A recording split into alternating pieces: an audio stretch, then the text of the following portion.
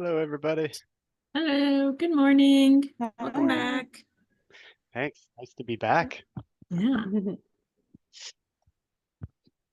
just give everyone a minute to trickle in and kick things off. Awesome. Good to see you all. It's been a while. I'm gonna turn out.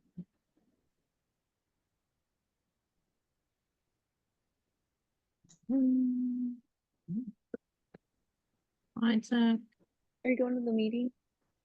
No. I don't know. I don't know if I actually accidentally.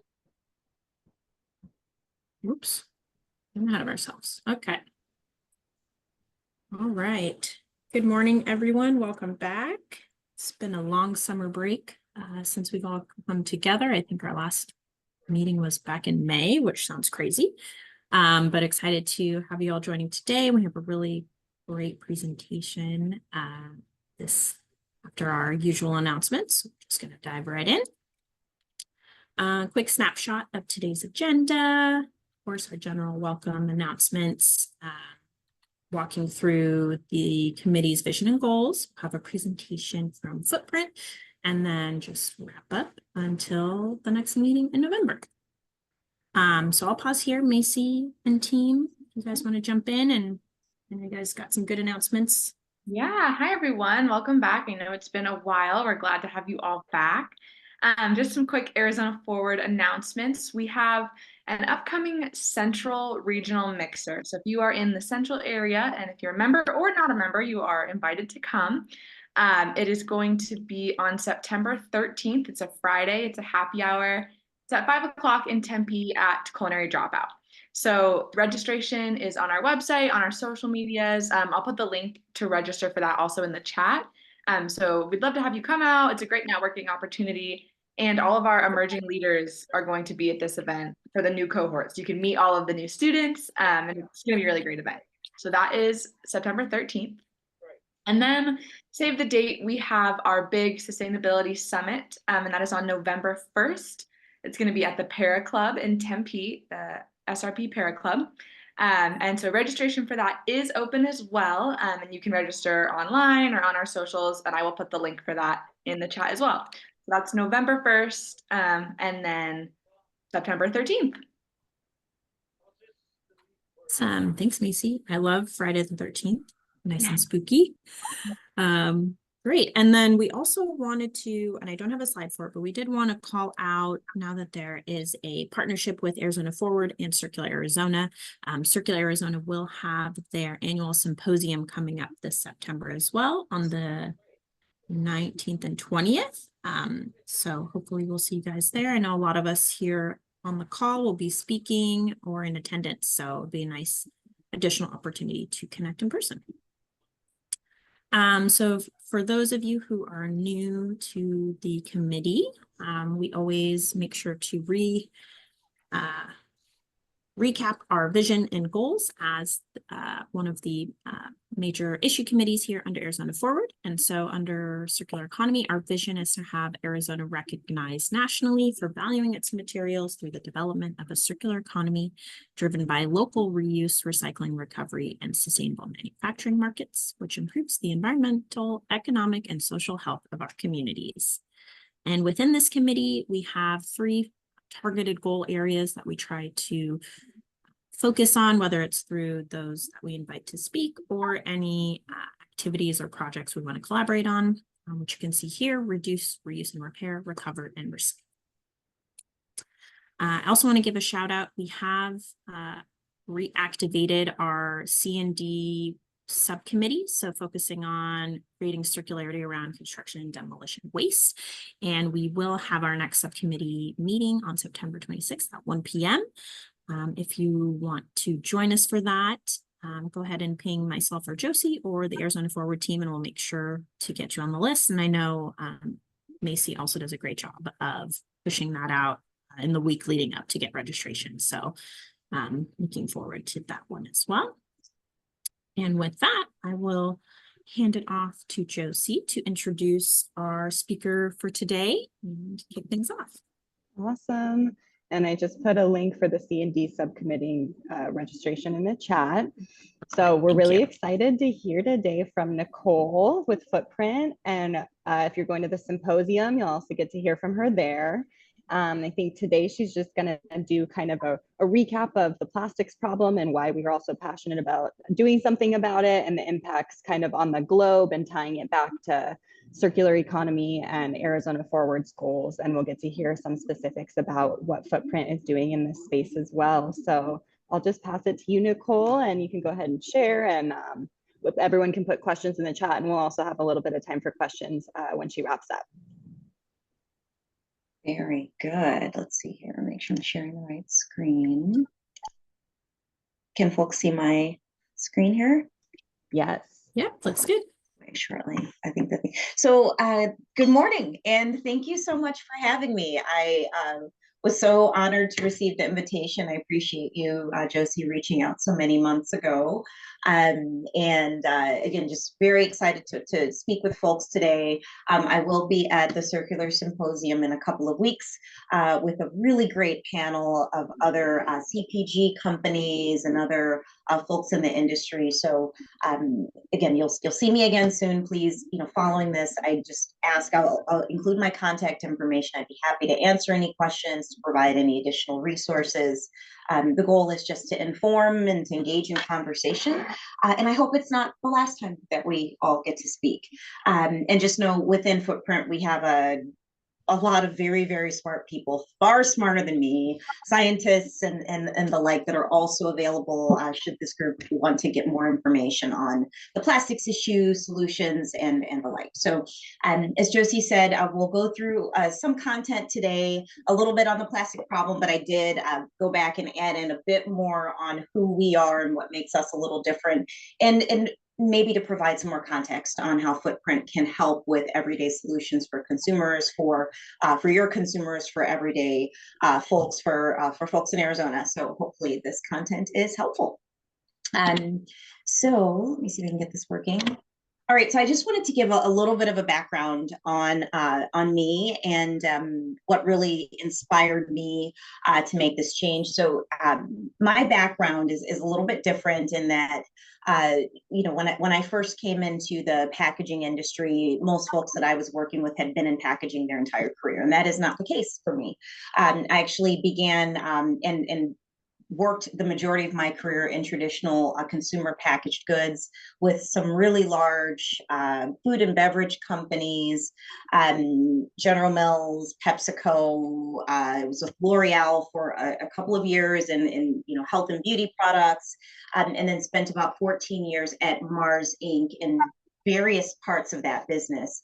And it was actually when towards the latter end of my career in Mars, when I was working in the Mars food business, that's like Uncle Ben's and Seeds of Change, rice primarily, legumes, that I really became very active in conversations about sustainable packaging. At that time, our business was really under fire because we created the Ready Rice packaging, which I hope everyone here has had. It's like the stuff in the bag and you kind of massage it, tear off the top, microwave it.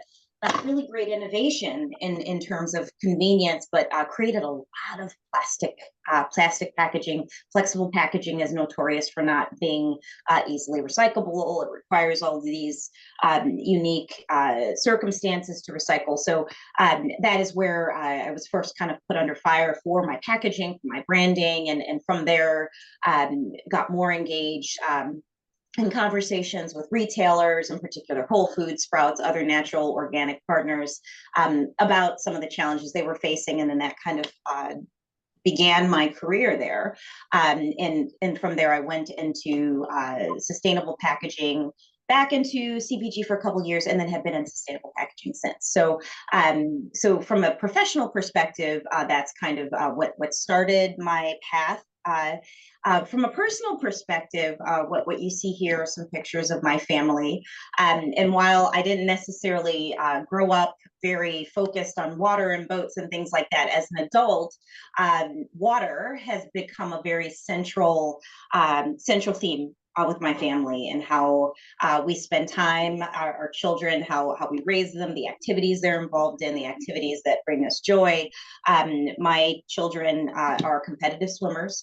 We moved back to Arizona about 2 years ago, and they compete in a couple of rec clubs. So everything we do is centered around water. We spend our summers in Michigan boating. They sail in the summer. The time we spend together is centered around water. And as now they're old enough that it actually makes sense to take them places and travel with them. We did our first out of the country trip this past March. We went to the Bahamas, and it was really interesting because as beautiful as that is, and it's paradise. My kids were also pretty disheartened to see, even on those beautiful, pristine beaches, microplastics and plastics, not in the water so much as on the beach. And so it just reinvigorated in me the importance of doing something about it. And I think as well, maybe it validated for my kids. When I left Martinelli's, which was my previous company, apple juice, really fun things for kids. They could not understand why I would not want to make apple juice anymore. So seeing the plastics in the beach at the Bahamas, I think helped them understand again why this is such important work. So I just wanted to give you a perspective on why I'm inspired personally to drive change, and again, professionally, my family and my children, and why we're all here, right? Is to make sure we're making the right choices for ourselves, for our families, for our planet, and for our own health. So we'll dive in, and I'll use that because, again, swimming and diving, it's kind of a key theme. So, and I'll go through this content, these first few pages relatively quickly. I know that this group is pretty well versed in the plastics problem. I just wanted to ensure that we're kind of grounded on why I'm here, certainly, and specifically why Footprint is focused on a specific portion of trying to solve the plastics problem. So we know that the magnitude of this problem is pretty significant. The reality is that there's millions of tons of plastic polluting the oceans. We've got mismanaged waste and a host of other challenges that we're working through, trying to work through these issues. So again, there are significant opportunities out here for us as we try to solve the problem and as we personally and professionally advocate for change in this space. So again, no real surprise to this group. And the reality is that we must change how we are trying to solve this problem. We cannot just recycle or reduce our way out of the plastics pollution crisis. That is a reality. And in fact, we know that if we don't do anything, by 2050, there could be more plastic in the fish, more plastic than fish in the ocean, which is a pretty depressing thought, but a very realistic and grim perspective. Plastics production is skyrocketed. We have to change course, and change course really requires very aggressive and very immediate action. So no surprise to anyone on this call. So we know that plastics waste is one of the most significant and growing threats to our planet. 14 million tons of plastic waste in the ocean. Only 9% of all plastic that's ever produced has actually been recycled. I will say that this figure is better than it has been. When I first entered into the sustainable packaging space, we were at about 4 to 5% globally. So 9% is kind of where we're making progress. But to be fair, I first entered this space about 7 years ago. So to have made such small progress in a relatively long period of time means that we really need to ramp up our efforts. And of course, the impact on greenhouse gas emissions, there's financial impacts, health impacts associated with this. So we know that this is one of the most significant and growing threats to our planet. Ocean plastic pollution by country. I think this infographic is always really interesting. I think in the United States, sometimes it feels as if we're somewhat behind in terms of legislation and actions that are happening to improve the situation that we're in. And that is true. It is also important to kind of get a perspective of, again, the fact that this really is a global issue, right? This very local group, and that's where change starts, right? Is locally and identifying the steps that we can take on an everyday basis as people and the organizations that we represent.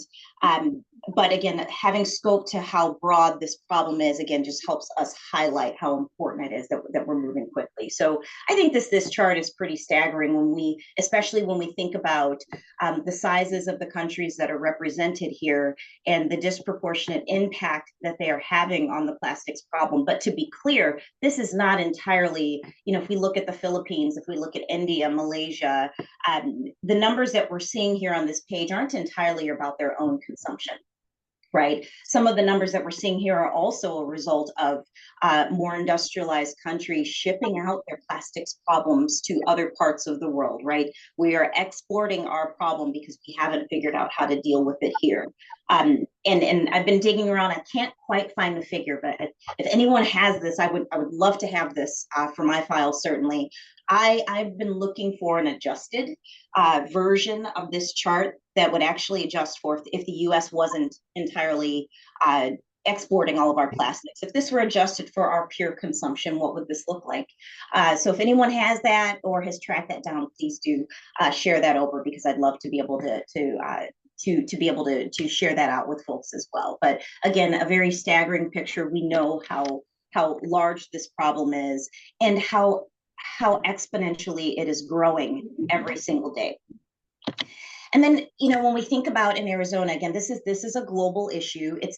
It's interesting. It's a lot tougher to find local statistics specific to plastics or even consumption of waste by subtype, aluminum, glass, etc. Really, really difficult to find some of those figures. So again, I'm incredibly encouraged by the opportunity to speak to, but most importantly, to network with Arizona Forward, because I think with advocacy, with groups like this, with as we network and speak with folks at the Circularity Symposium, we'll be able to grow our database of what precisely is happening very locally, as locally people understand how important this issue is. Again, that's where we affect the most change, but it's really important for people to understand what it is doing here in Arizona. So I just pulled a couple of statistics around litter, and we do know that a disproportionate amount of the litter that we see, there's some paper litter, but plastics are a disproportionate amount of that as well, bottles, cans, etc. And some of these the stats are a bit dated, but in 2023, 1.2 million pounds of litter were collected from valley freeways. I believe that equated to about 93,000 1-pound bags. So those are pretty big numbers. What is absent is statistics on litter that has not been collected from valley freeways, that litter that's still sitting out there, that some of it may break down, some of it may not, depending on the subtype. But again, it's a pretty staggering problem.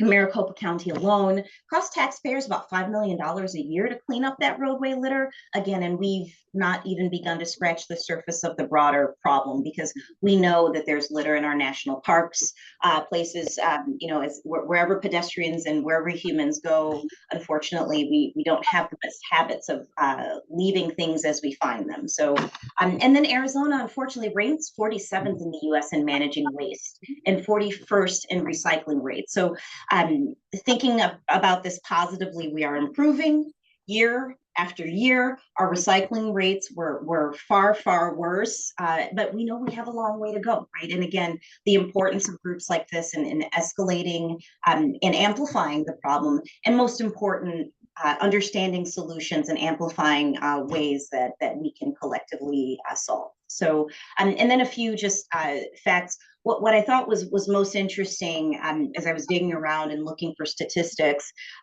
we know that terrestrial ecosystems are where plastics originate. They migrate elsewhere. They migrate to oceans. They migrate to other climates.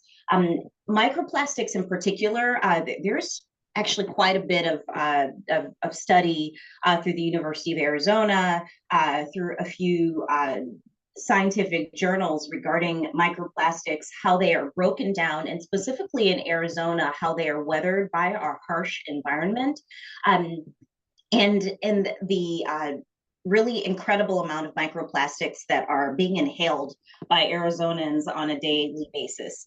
In particular, in the valley where we're kind of, we've got heat, we've got sand, we've got winds, and then in certain times of the year, the monsoons kind of stir things up and then spread those microplastics even further and more wide. So again, a very, very local problem. And I think it's important just to kind of frame it up that way, because we aren't in proximity to an ocean, but we have a very real issue that we want to be able to tackle for our own health and our own safety. And then the life cycle of those single-use plastics. So it's staggering to look at the statistics in again, things break down over time and break down into microplastics, but those time frames are pretty incredible in terms of how long that takes with plastics, from 20 years with your average plastic bag to the bottom left-hand corner, 450 years for the little plastic canisters associated with Keurigs and the like, to 500 years for diapers and water bottles and plastic toothbrushes. So again, when we think about how we tackle the problem, again, we have to remember that as we're looking to solve this, it's about those steps we can take on an everyday basis. There's partnership with organizations such as Footprint to come up with technological advances, not only to help us replace, but then on the flip side, really, really great organizations that are focused on trying to tackle and eliminate plastics that are already in the environment, right? There's kind of some of that stuff that's there, from microorganisms that can eat away at plastics to collections and reappropriation of those plastics. But again, it is about finding a use for those that are already in the environment, and then at the stage we're at now, mitigating or eliminating the impact moving forward. Again, and microplastics and nanoplastics, which we referred to when we talked about, in particular, what's occurring in Arizona. But the reality is, again, it's visually uncomfortable to see bottles of plastic, plastic bottles in the sand, paper bags. But again, microplastics and nanoplastics are incredibly scary, because in many cases we may not even be aware that they're there. We're breathing them in, and I know that there's new research that's drawing light to the fact that nanoplastics are being found right in our bloodstreams. I think the latest statistic that I've seen is about 99% of Americans, we actually have traces of nanoplastics in our bloodstreams. They're being found in fetal blood. It's so again, this has become part of our DNA, and that's really, really scary, because we don't yet know the long-term health effects, but we know it's not great, right? So again, everyone here is well versed, but again, this is a threat. It's about managing the problem we've already created, and it's about taking active steps to mitigate this problem moving forward. And managing the true costs of plastic, from fossil fuels and emissions, trying to shift the cost to manufacturers, because again, as I've worked in consumer packaged goods for a very, very long time, and manufacturers have an overwhelming responsibility for solving this problem, right? I've worked for PepsiCo. Coca-Cola was our biggest competition, but the reality is Pepsi and Coke together are some of the largest sources of plastic creation on Earth, right? So manufacturers have a disproportionate responsibility in helping to solve this problem, and that is in coming up with alternatives, as well as helping to potentially subsidize waste management, MRFs, recycling opportunities, to make it easier for local economies to manage the plastics waste problem. And again, helping us through the recycling challenge, which is not only educating consumers on what can be recycled, how it needs to be recycled, if there are steps that need to be taken, but also, again, the financial investment required to ensure that communities are armed with that. Recycling requires a lot of resources, right? From MRFs to people to actually sort through that plastic, and then what you do with that plastic after it's actually sorted and recycled effectively. And many areas, in particular in the U.S., lack that infrastructure to collect and recycle plastic waste efficiently. And it's unfortunately where we are today, and then in many cases it is cheaper for companies to utilize virgin plastics than it is for them to utilize recycled plastics. To find very high quality post-consumer recycled materials, it is the source of usable stock is not as high as we need it to be, and it is significantly more expensive than virgin plastic. So it's really about creating the right incentive for companies to subsidize their portion of this, and again to make recycling more accessible. And that's what brings us to the circular economy vision, right? This is kind of the general circular economy vision with 6 steps that undertaken, not necessarily in order, but in tandem, will help us manage through this problem, and over time eliminate the problem. So step 1, eliminating plastics, to reusing plastics, utilizing 100% reusable, recyclable, compostable plastics, actually practicing that reuse, recycle, and compost model, which is part of the challenge, is actually getting that into practice. Decoupling the creation of packaging materials from finite resources, water, etc. And then ensuring that health, safety, and human rights are respected, not only for consumers, but also for those that are trying to manage through plastic wastes and the like. And that clearly ties in very closely to the priority goal of Arizona Forward. And I apologize for the quality of the infographic. Actually, I really like the one that was on the title slide, so I'll have to grab that from you afterwards.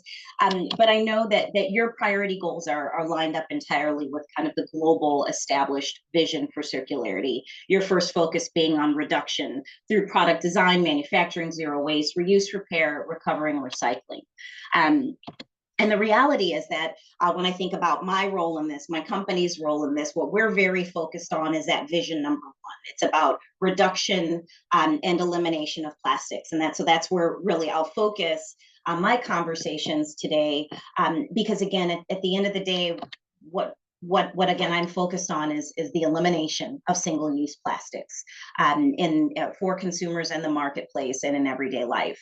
And there are a couple of change drivers for this, right, that are moving the winds our way. Global legislation is certainly improving. In the EU, in Africa, Australia, marine economies, the UN has enacted quite a bit of legislation.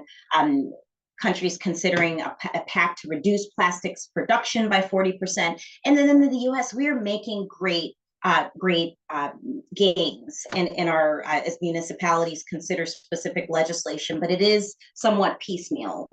We have certain states like California has a very aggressive approach, and then local economies are enacting legislation and taking those steps to drive and to incentivize, or you can incentivize with the carrot, or you can create penalties with the stick, and that's kind of where we are in the U.S. is kind of creating those penalties now to encourage companies to help make the right choices.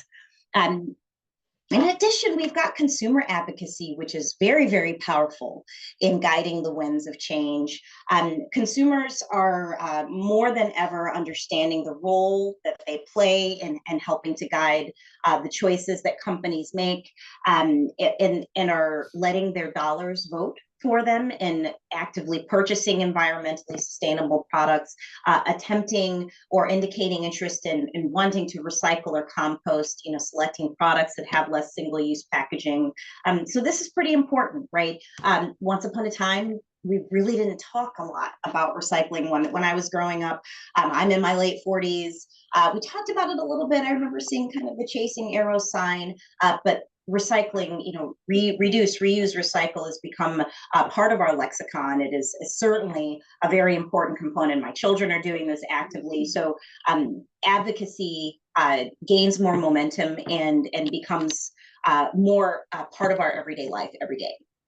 And then the final piece, which I'll talk to because this is where I come into play. It's those corporate financial commitments. Again, corporations, brands will play a really large role in driving change. And again, and that's where Footprint comes in, because we have these very large companies that understand that, again, whether it's due to fees they're going to face or their consumers asking for change, they have to make that change. And we have a number of really, really large brands globally committing very visibly to driving plastics reduction in greenhouse gas emissions, and frankly shifting bonus structures and compensation structures for their executives and their employees and tying them to completion of these goals. And again, this is where Footprint comes in, because we have a number of partners, those you see on this page, and either through us reaching out to them or these companies coming to us, this is where they're actively taking a stance and making changes that will help us tackle the problem. As I said, these are a few of our corporate sustainability partnerships. And where I'll get into some of the specific technologies, and again, the role that Footprint has played in helping to support companies as they look to make that shift and to drive real change. So I'll pause there for a second. Again, I should have said this at the top, but I'd really ask, please ask questions as you go along. There'll be time at the end as well. In this, so I'll go through a little bit about Footprint, what makes us unique. I'll get a little bit into the technological differentiation. So feel free to stop me. I'm going to just touch on it because it gets ridiculously, I can get really, really nerdy about the materials and the barriers and things like that. So I'll try just to give an overview. But again, Nicole, we have one request in the chat to share where you found the days on Arizona plastic data. Yeah. We're loving to dig more into that, so we can follow up with that. And then I actually had a question when you were talking a lot about the policy and the extended producer responsibility. What are some opportunities you see here for us in Arizona regarding incentives? Because we don't really do the stick as much as the carrot here in Arizona. And then, how we could advocate for extended producer responsibility in our state. Yes. Anything that our group could kind of focus on. Absolutely. So quickly to the first one. So I will share out a PDF of this, and then all the sources will actually be in the notes. The detail regarding Arizona study, I know that was both, there was a study with ASU, and then there was a scientific journal as well that did a pretty large study over the course of a number of years, and specifically in Tempe in our air quality. So I'll share that out so folks have that. Really good information, really scary. So yourselves, I went down a bit of a rabbit hole just reading through some of that content. And so to your point, here in the Valley, so we as you said, incentivization is I think the first and best approach, right? And that comes through subsidies potentially, or potentially tax breaks. So from a governmental perspective, there's the opportunity to give tax incentives to those companies that do choose to make more sustainable choices, and that can happen in a number of ways. If we think about, because it isn't entirely just about consumer packaged goods, as we think about overall sustainability, that could be tax breaks or subsidies to help with LEED certification in terms of how new businesses construct. We know that there's a lot of industry in the Valley coming to the Valley. I'm on the west side of the city, so I'm actually out in the Goodyear area, and west of me, Tullison, et cetera. There are a lot of factories that are being built, organizations that are putting distribution facilities and the like out here, and incentives for those companies as they're building to focus on improved wastewater management, to focus on reduced electrical use, et cetera. Those types of incentives can help ensure that at least the buildings that are being constructed are doing so with the least amount of negative impact to the environment. So there's that piece of it. For those consumer packaged goods that are choosing to house themselves in the Valley, I do think that's where subsidies that help encourage them to invest in materials, alternatives to plastics, to primarily to plastics, but other potentially harmful packaging materials that could lead to negative impacts on the environment. The reality is, as consumer packaged goods and companies in particular are making decisions, it's entirely based on cost at this point. And really all environmentally friendly alternatives do cost more than plastics, right? Plastics are effective and they are incredibly efficient to produce in terms of speed and cost. And that's the primary reason, right, why they're used. As we have conversations with a number of companies, again, price is typically the key driver and why they don't want to make that transition. Once upon a time, there were concerns about consumer response. Will consumers balk if they see something in paper versus plastic? I think concerns over that have become mitigated over time. It's really a matter of cost. So financial incentives locally to help companies offset some of those costs, not indefinitely, but at least the first year cost to where they can recover part of the additional investment is always an approach that can be taken. As well as again, advocacy and support from groups like this that make it more acceptable and kind of celebrate those companies that are making those changes. Absent subsidies to help offset the cost, the reality is that what we do see, while there is an increased cost for those companies when they make the initial investment, consumers are very responsive, and making these sustainable changes often result in improved velocities, improved consumer takeaway. So over time, companies do recoup the cost. They're not always celebrated for the changes that they've made. Unfortunately, consumers aren't always aware of the efforts that have been made. So I think, again, celebration of those efforts, calling out those companies that are taking those steps, either in the changes they're making with their products, the changes they're making in their facilities, the reduction in number of trucks on the road, reduction in overall packaging, can be very powerful in helping to enhance, again, consumer perception and to encourage additional companies to follow suit. So I hope that's helpful. Just a few different approaches that we can take that are very real and quantifiable as well for companies to try to incentivize the right behavior. That's awesome. Thank you. Absolutely. We had another question. Have you seen any states that have implemented subsidies for companies to replace their materials with more eco-friendly options? No, not states. Not that I'm aware of, and not that I'm aware of. It is expensive. Locally, I do see that there are municipalities that do create incentives primarily for, again, construction lead. Okay. So, and also because locally, it's very beneficial for municipalities to create that incentive, right? When new construction comes up, again, there is, and we think of in the Valley where we are, right? We have challenges with water. We have, we have citizens that are having water trucked to them, et cetera. Providing the right incentives for companies that are potentially competing for some of our limited resources helps drive the right behavior. So that is really the incentive that I've seen that has been most broadly applied. But again, it tends to be with construction, again, wastewater management, electricity usage, and it's really focused around those. I haven't seen kind of broad state enactment of financial incentives to convert packaging, et cetera, because it is very, very expensive. And there's also, the question as to how supportive taxpayers are in the idea of potentially rewarding previous bad behavior with companies, and rewarding them by subsidizing, the change for them. Yeah, thank you. And as you were speaking, I thought of another kind of question that seems like a big one. How can we have now that microplastics factory at the Goodwill Distribution Center here. So thinking about that, how can we connect more, keeping our materials local and creating end markets for those same materials at like a local Southwest level? So that's a really great question. The reality is that if we think about,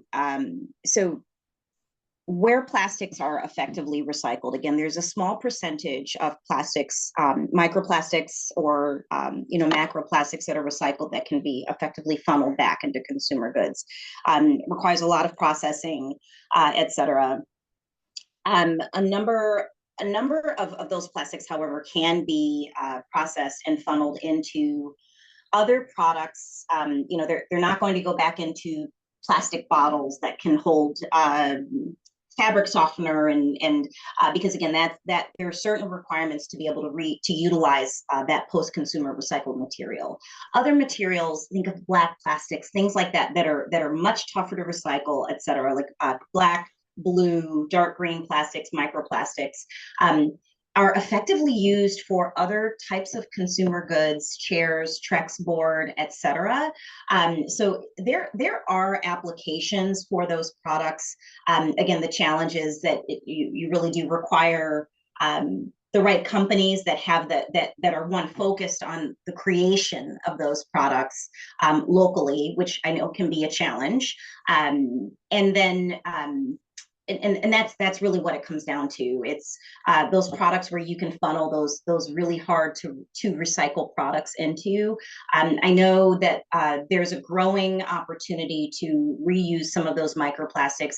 Again, harder to recycle macroplastics and microplastics into clothing and other goods. But again, Josie, that's where I think this is another creative approach to incentives potentially for companies that are focusing on those types of technologies, incentivizing them to put down roots in the valley. Those sustainable, and I can provide some. I have a couple case studies on 2 clothing companies that are focused on creating clothing out of recycled plastics. Again, and Trex board construction materials focused on recycled plastics, as well as chairs and other home goods.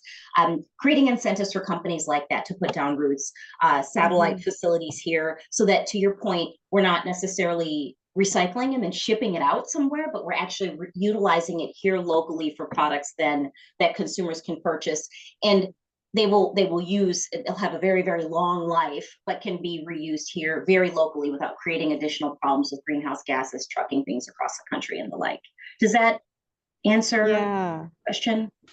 Yeah, I think that does, or it gets the ball rolling. It gets the ball rolling. There's no easy solution. Yes. It's really, again, when we talk about local use for those things, it's really about thinking, understanding precisely where those recycled materials can be used, and understanding locally, again, who has the capability to do that, right? And when I think of the industry that I'm in, we're focused on fibers, wood fibers, paper fibers, et cetera. And as an example, we do utilize DLK and craft paper. So if we're able to so DLK is kind of a post-consumer recycled paper, or trimmings. If someone is making corrugate packaging, the trimmings from that, we're able to utilize that. It hasn't yet gone out in the market. It hasn't been utilized. So locally, we do have local sources for those sorts of things. So that's kind of an easy solution. Plastics, again, require very specific usage dates. So it's getting those companies to come and do business here in the Valley, so that we're not taking our recycled plastics and then sending them somewhere else to be utilized. Yeah. Yeah, absolutely. I think there's a lot that can be done on that. And I think as you were talking too, you mentioned Trex, and we're actually with Goodman's participating in, they have a grassroots program that enables small businesses to finance a baler and not get paid for the initial material value. It goes to paying off the baler. So I think that kind of got me thinking there could be opportunity too with companies that are doing innovations and using materials to create new ones, to kind of advocate if there's interest to bring it to a more local scale, that there might be an agreement like that allows infrastructure here locally to kind of get off the ground. So this is great, and I'll keep it moving because we have some more questions. Deborah's asking, I think it's just kind of general, I'm not sure personally or professionally, but how are you building your movement? You could kind of take that however you want to answer it. Yes. So again, I've been here with Footprint since January of this year, and it's interesting because Footprint, I'd say, over the company's 10 years old, and has been focused on, again, the plastics problem. I think of our corporate gear, right? Our tagline tends to be like plastic kills, et cetera, like a very kind of in your face, very aggressive statements about the impact of plastics on health, et cetera. For a very, very long time in Footprint's history, that was really the focus on a little bit more of the stick, like the fear factor and the stick in building the movement. The challenge with that is that you turn people off, right? And scaring people isn't necessarily driving the right behaviors, and has a decidedly kind of negative connotation, right, with the brand. So the efforts that we've been focused on in the time that I've been here has been more on understanding the positive impacts of making that change. And that is, healthy planet, healthy people, which is our tagline, and really promoting alternatives and how easy those alternatives can be. Because for consumers, it can feel very daunting. This plastics problem is so dire. There's all these problems. We're so far into it. There's so much plastic being generated on an everyday basis. Oh, well, what are we going to do? People kind of throw up their hands. Well, there are small steps that we can take as consumers, as leaders, as community members to drive change. And that's really the approach we've taken with Footprint. And that's reflective in the brands that we've partnered with, from, a Conagra going from a plastic bowl for healthy choice to a fiber-based bowl. Look, as a consumer, you can make change. Just you're going to purchase these products anyway. Make smarter choices and deliberately focus your dollars towards those companies that are supporting the change that we want to drive. So that's really how we are building our movement, is again being very intentional with the brands that we're working with, driving accessibility to consumers irrespective of your demographic or where you live or how much money you have. Products all along the spectrum, from straws to one of our partners is GE. We're creating fragility packaging for cooktops, for stoves. So all the way across the board, there are ways as a consumer that you can get engaged and you can drive change in how you spend money as part of what you're doing.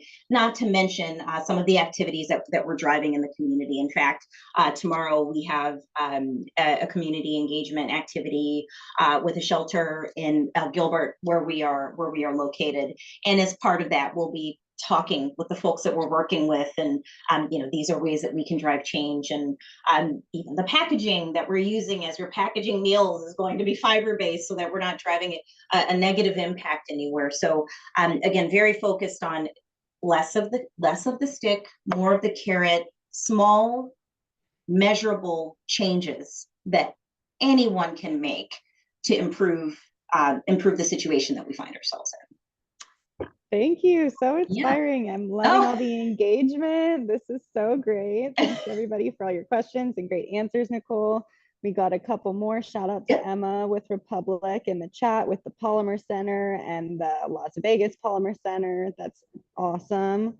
Deborah would like you to share those fashion companies if you could, that I think you mentioned. Absolutely. And then, all right, we got some more engagement back and forth. And all right, I think we're ready for you to continue on with some more details on Footprint. That was some great context that we uncovered along the way. And I appreciate the questions and the engagement. And again, I look forward to talking with folks after this. I am awesome. Again, I first entered this space, as I said, about 7 years ago, and things were very, very different in sustainable packaging, consumer response to it, and even company intentions behind it. So things are moving so quickly. The technology is changing. The various steps that different companies are taking is changing. So I look forward to learning from folks on this call as well, to understand what your biggest pain points are, how I can support that and help amplify that as well. I think, again, with Footprint and some of the partnerships we have an opportunity to speak to a broader audience.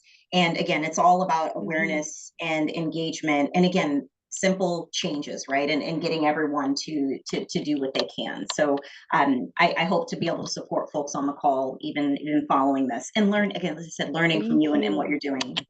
That's going to be great. Yeah. So again, at the end of the day, what we are doing is not cosmic, right? And I know the engineers and scientists at our office don't like it when I say that, but it's not, right? At the end of the day, what we're trying to is to get people to shift how they're packaging things. We're more than a material science company. We say that we are a transformational packaging partner because we really need brands to consider that by making these small changes, it's not like they're giving up profit or they're giving up, simplicity, because it's a little bit more difficult to package things in paper. It's a little bit more difficult than it is to just, use your same plastic thermoformer. This is really about transforming your brand and connecting with your consumers differently.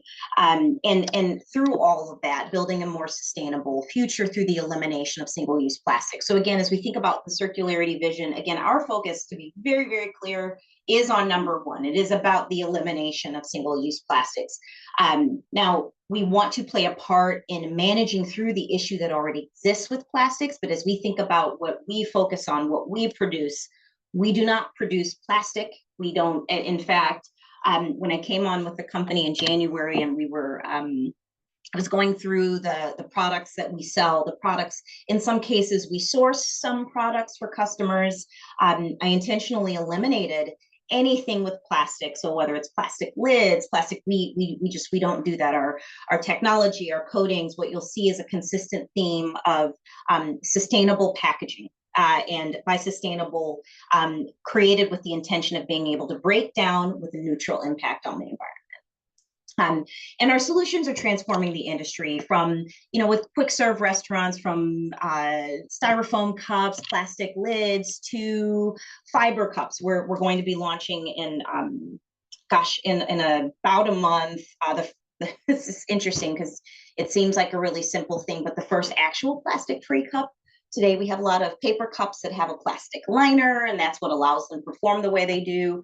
We actually will be launching the first certified plastic-free cup and launching that in the EU, where there are a lot of challenges and where the stick is pretty aggressively fining companies for not pursuing this, but a packaging solution, a cup that's fully compostable in 120 days. From plastic straws that harm the ecosystem to a paper straw that actually doesn't immediately melt and fall apart when you put it inside of a cup of coffee, which seems impossible. It is from a garden full of black and green plastic, which, again, darker colored plastics are notoriously very, very difficult to recycle, difficult to find other uses for those, to offerings that actually can be planted and can break down and go away and never have to be pulled out of the soil.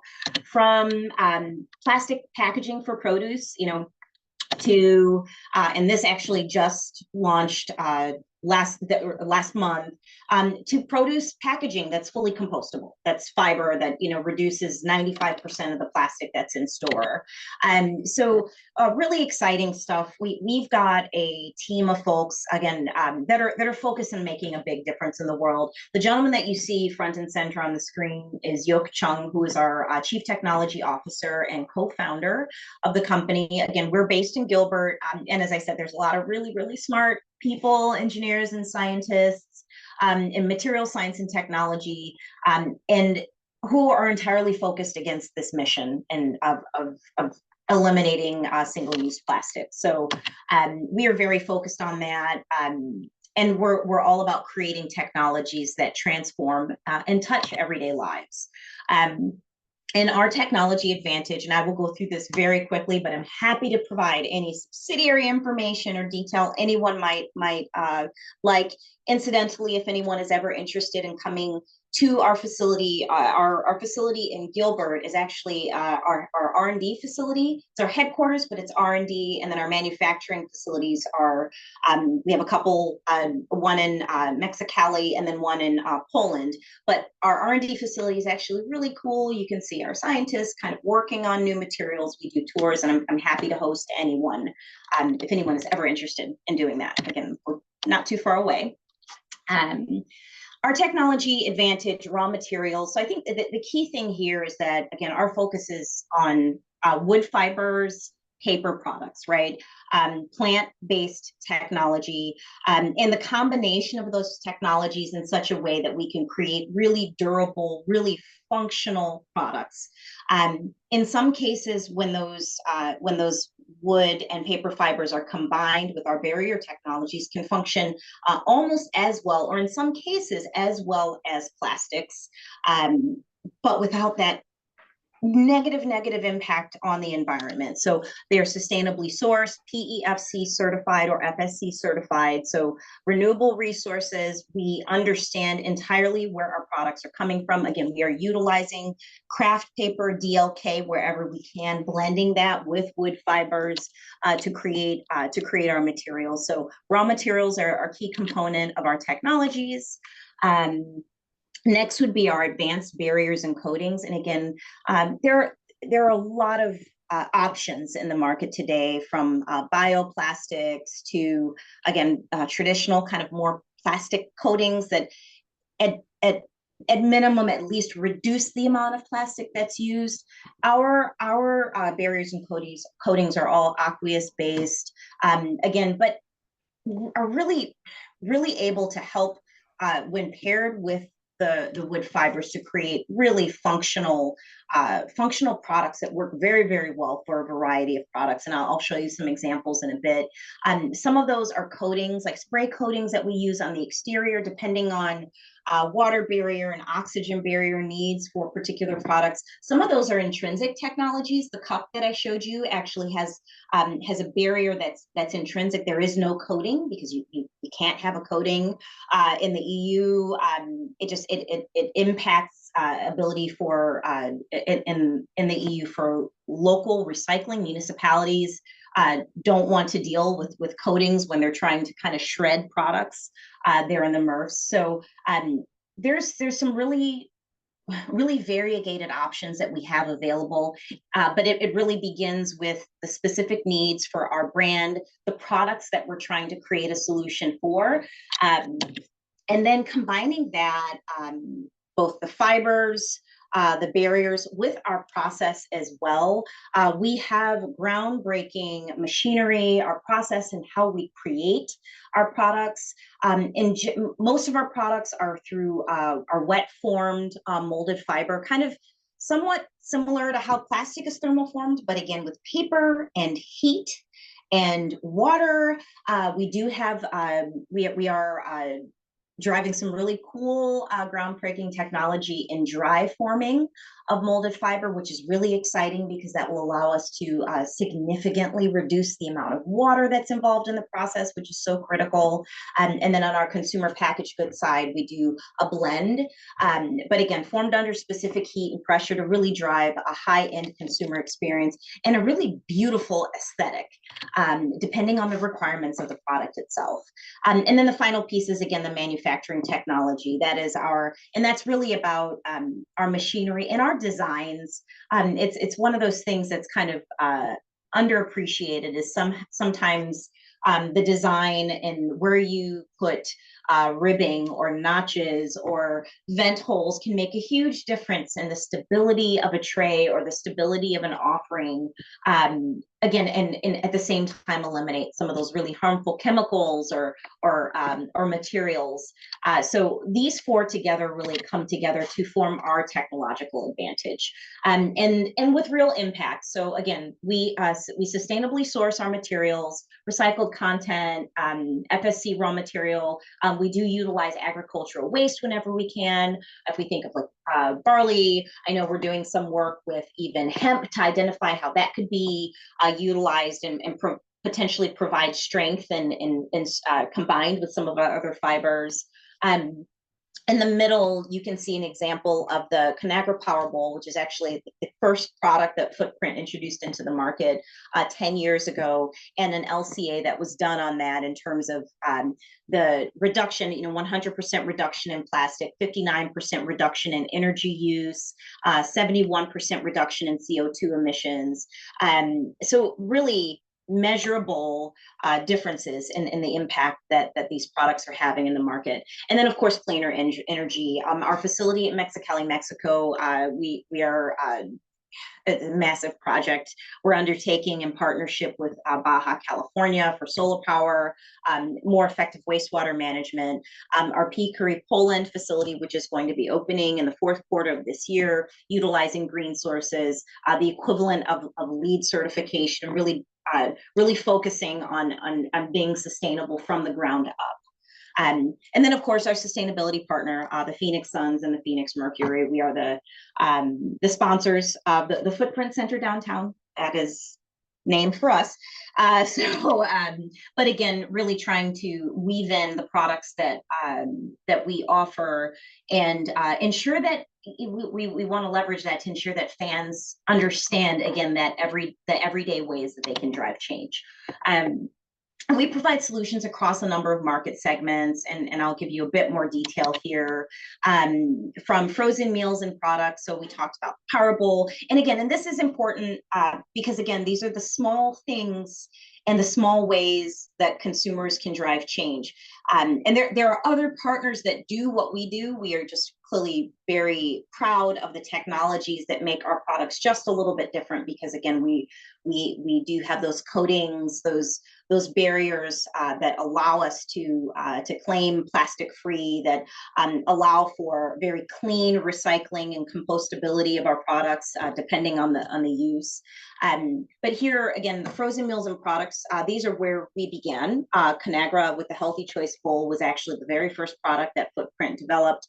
Microwavable, it is film sealable. Again, the goal is the elimination. We do not create plastics films. We do know that some of our brands require that in order to maintain food safety. But again, you go from a product that is 100% plastic to, at worst, something that's somewhere between 97 to 95% plastic free. So definitely getting there in terms of improving the offering.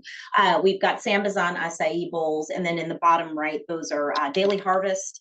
For those that subscribe to Daily Harvest or are now purchasing those products in stores, they are fiber-based, again, made with sustainable fibers, no added PFAS. What's shown here, this is in margarine and dairy. This is one of our more recent innovations. This launched this summer in Europe with Upfield. This is a paper tub for margarine and butter, which is, again, plastic free. This is in the EU. This will be launching in the US with a number of manufacturers, just taking a little bit of time for testing, development. Sometimes it takes some time to get manufacturers comfortable that this means that they won't have a product that's going to have 12 months of shelf life anymore. And you know what? That's okay. As American consumers, we can be okay with products that actually that actually don't last for a year, because if they last for a year, it's probably not that great for us anyway. So getting American manufacturers comfortable that we may be going to 4 months shelf life instead of 12 months, et cetera. But plastic free, sustainably sourced, recyclable, an intrinsic oil barrier here. Again, something that actually allows the butter or margarine to be housed in a paper tub is very exciting. This works for dairy as well, in a number of conversations with cheese spreads, things like that. For perishables, so these are a couple of in-market launches. Taylor Farms is actually a pretty big grower for lettuce and leaves, and they actually grow a lot of the private label stuff you buy at Albertsons or Safeway for us, Fry's, etc. And then Earthbound Farms Organic, we just launched a 5-ounce paper tub. This is actually just launched in Whole Foods. It's in some of the Whole Foods. We don't really have Whole Foods out on the west side so much, but on the east side, they're actually in store, so keep an eye out for that.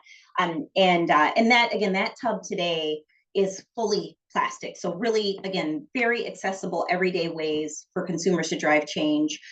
What you see on the right is one of the meat trays that we have in market. This is with Beyond Sausage, but we do partner with a number of retailers that are getting out of foam, EPS foam, and plastic trays for meat. Again, with paper, with the right barrier chemistry and the right design, you can have an offering that contains meat. Again, it means that you probably can't keep the meat out for 7 or 8 days, right? The shelf life goes to needing to turn that meat in 4 to 5 days. But again, allows retailers to get out of foam and plastic offerings that they're in today. Thank you so much. Okay, Nicole, this is so exciting. We are 5 minutes over. Oh, okay. And I want to to respect everyone's time, but I want to keep hearing from you. And we also have some questions Yes. that I don't know, Macy, how should we go about that? Do we want to do, how's the best way to navigate that? Because this is super engaging. Yeah. Yeah, And this was very much at the end. I think I was just Okay. going to go through drinking cups and straws. So that's it, which we've already talked about. So again, more just examples, accessible examples of ways, right, that that folks can drive change. So This is awesome. How should we do the questions, Macy? Yeah, I was gonna say, I know we're past time, so if you have to jump off, feel free to jump off. But if you want to stay on and go for a little bit longer Yeah, with some if questions, Nicole, if you're okay, I don't Yeah. know if you have it. Okay, yes. yeah, I'm happy to. Okay, great. Yeah, we'd love it. Thanks for everyone who's still on, and we'll cut you loose if you have to go. But Nicole, let's keep it rolling. We'll finish it out, and then we have some good questions too, if that's okay with you. Yeah, absolutely. Okay, awesome. As I said, drinking cups, straws, lids, we've talked about this a little bit. And then just as an FYI, so folks know, personal care, consumer goods, fragility packaging, that's actually a really big part. A lot of what we do is in food and beverage because that is that's very technology heavy, you know, to be able to manage purge and things like that. But a lot of what we do is consumer goods. So if you're buying any razor, really of any type from Procter and Gamble, we are making those trays. So the next time you open that up, the Venus or the Aurora, look at that. It looks like plastic. It is not plastic. It is completely compostable. So really exciting stuff. There's a picture of a fiber cooler, and then again, other fragility packaging that we are working with pretty large manufacturers to try to get them out of foam. So and then we talked about Planet Pot. So that was really it in terms of the products. And that's it. So I just, again, wanted to just give some examples of stuff that's in market. And again, I'm happy to take any questions from anyone. And again, I'm also happy to follow up with folks that need to jump. This is so cool. Yeah. These are really insane. I love the plant one that you finished with. There was another one that got me so excited along the way. So this is so cool. We definitely would love to get a tour scheduled with you. I'll follow up and we'll get this group We'd in love and to probably host you. others from the Arizona Forward community. So there's some excitement about that in the chat. And then some questions regarding the compostability. So what certifications do you use to determine compostability is one of them? Yes, absolutely. And so we are very much purists on the certifications that we claim. So I can tell you for our food products, everything is designed to be compostable. Regulations have changed in terms of what you can claim for compostability in general. If there's food contact, even if a product breaks down, there's hesitancy in calling it compostable. But what we do for our raw materials, compostability tends to be through BPI, ASTM D6400, depending on the product. Recyclability is generally brands pursue the how to recycle label because they're putting that on the final product.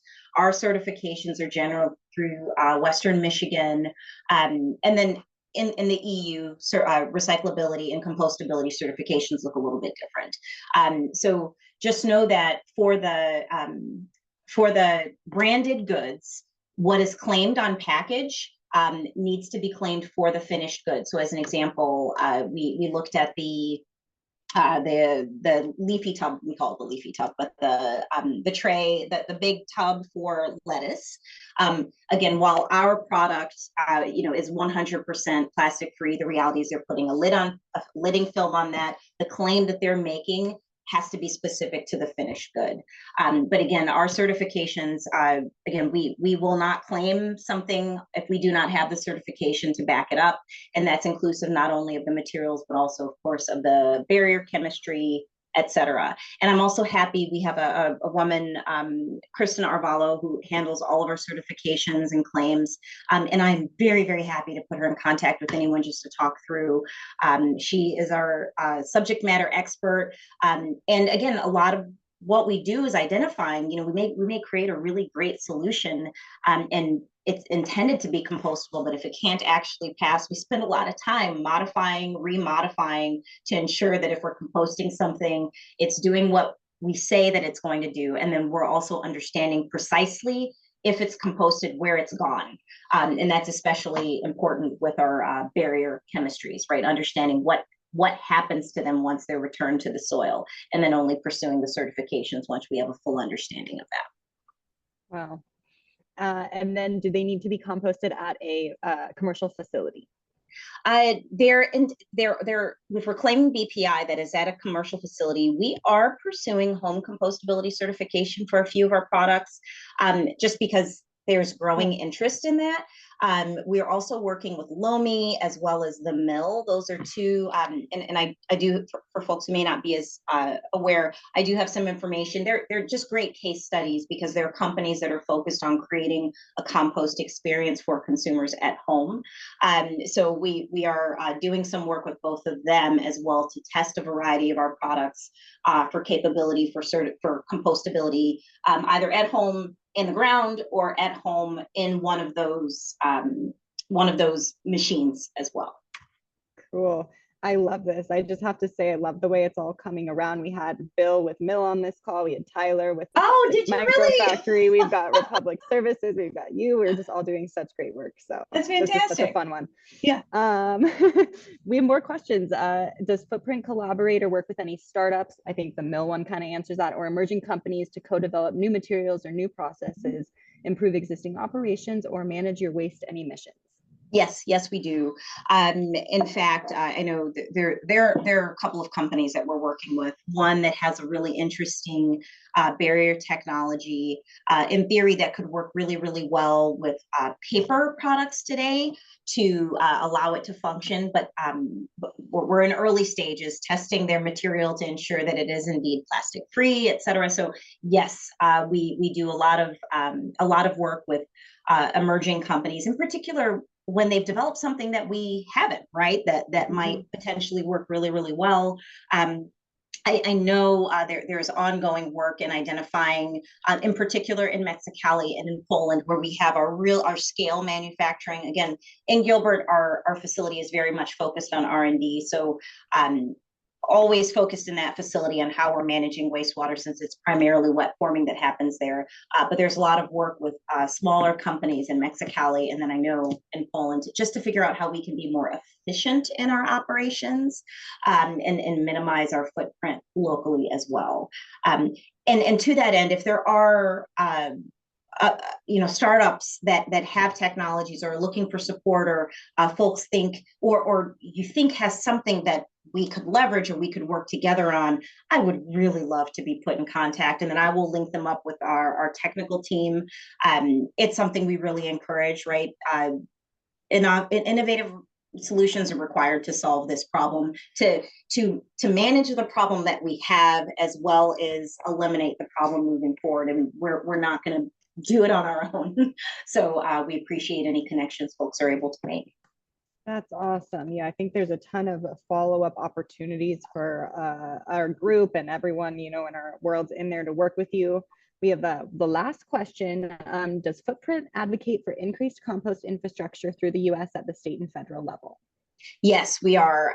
In fact, I'll tell you that we're trying to identify. So once upon a time, we had the Footprint Foundation that was very much focused against there's fundraising and contributions to Arbor Day, Four Oceans, et cetera. Another arm of Footprint Foundation was focused on identifying how we could support the creation of compost infrastructure. The Footprint Foundation was tabled, we'll say, like 3 or 4 years ago. We're investigating getting that back up and running. And really for us, that means just resourcing folks whose focus is against that. We find, I think what we found is we've tried to advocate for those sorts of things along the way, but it's really difficult if you don't have someone whose job is really to kind of make those connections and those pathways.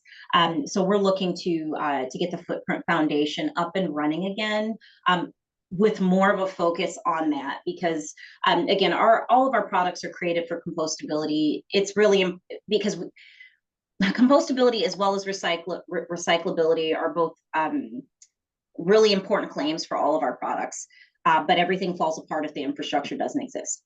And the infrastructure is very lean for both everywhere within the US. Some places are more outfitted. California has done a very nice job, but even there are deserts where you can't find a MRF that is able to support recycling or industrial composting. So it's one thing to claim it. It's another thing to actually provide the pathway to the end of life that we envision for our products. So that is very, very, very important for us moving forward. But again, we recognize that we need to resource it with personnel and essentially a staff who is focused against that. So that is coming. We're very hopeful to have the Footprint Foundation up and running before the end of the year. To that end, if there are folks on this call that are engaged or working towards that end, I would love to be connected with you directly. I lead the sales and marketing team, and the Footprint Foundation will fall under my team in creating those pathways. We'll be with my team in partnership with our technical folks. So I would love to make those connections and to begin those conversations. Again, as we're kind of staffing up and hiring, and maybe there are recommendations for folks that are active in that space that could help us as we're looking to get those efforts restarted. That's awesome. Yeah, that was from Lauren Click, and she's with Let's Go Compost, and she's just fantastic. So we'll be sure you get connected. And also the function of this group is to really provide like work toward real solutions. So I see, partnership with your foundation fitting in that too. Yes. And I am sorry, James, I forgot. We have one more question, I think one more regarding stickers on the compostable products. Anything being done in terms of compostable stickers, because, consumers, having them have to remove a sticker doesn't always work. We are not putting stickers on our products. What we have on the underside is branding that actually indicates compostability, what certification exists. Now, the key thing is right now, the only products that we sell directly or that we will sell directly to consumers are these pots you see on the page, and then these coolers. Everything else that we sell is inside of a manufacturer branded product. So the razor, as an example, is inside of the Venus outer casing.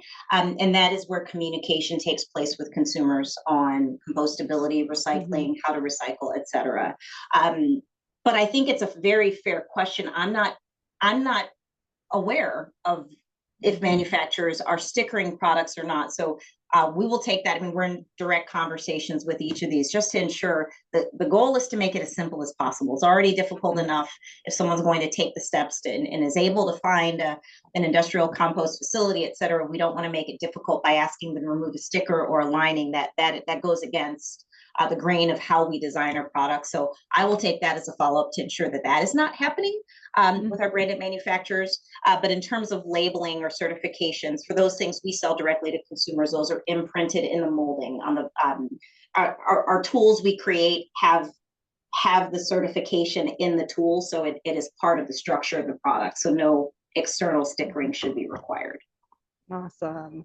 Well, virtual round of applause for Nicole. This was so amazing. A round of applause to everyone. It was so Thank you engaging. for having me, and I'm sorry for going meeting. long. That is gross, such a mark of. but I'm really everyone. excited about the content and for the chance to talk with this group and to be able to make connections with you after. Again, would love to host you and have you talk with more folks in our facility in Gilbert. And I know we'll be in touch. We actually just had a discussion yesterday. We're in talks with Green Living Magazine regarding a sustainability summit in April of next year. So it would be great to be able to talk through participation with this group, maybe a panel with some folks, and as we've got some time to be able to prepare for that. That's awesome. Thank you. We have so much good connections coming up with you, and we'll be sure to do a robust follow-up to everyone here with the things Nicole mentioned and the things that were asked for, as well as her contact info, so we can all continue this great work. So everybody have a great day. Thanks again. Thank you all so much. Have a great day. I'll talk with you soon. Bye. Bye-bye.